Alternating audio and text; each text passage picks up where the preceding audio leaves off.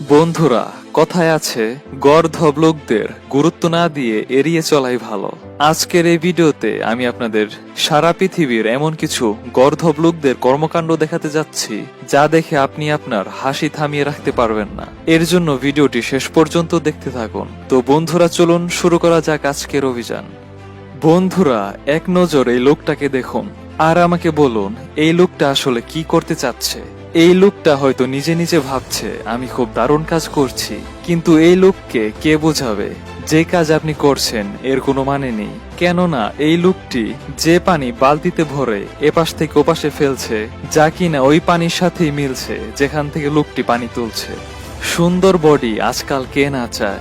যে কোনো ছেলে মেয়ে চায় তার বডি শেপ সুন্দর হোক, যার জন্য অনেকেই জিমে গিয়ে ঘাম ঝরায়। কিন্তু আমাকে এটা বলুন তো, এই লোকটি আসলে কি করছে?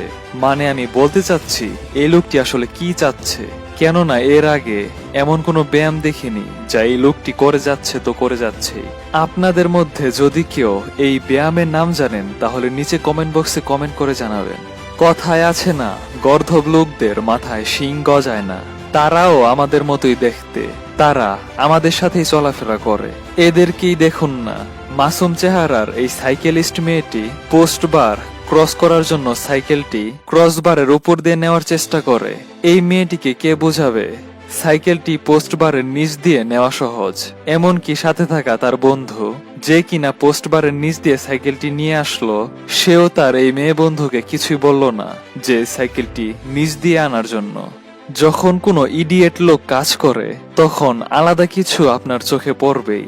এই ভিডিওটি দেখুন না, বড় বড় লোহার পাইপ জাহাজে লোড করা হচ্ছে। এখানে কিছু কর্মী পাইপগুলো সঠিক জায়গায় রাখার চেষ্টা করছে, কিন্তু পাইপগুলো যে ক্রেনের সাহায্যে তোলা হচ্ছে সেই ক্রেনের নিয়ন্ত্রণ কোনো এক ইডিয়টের হাতে।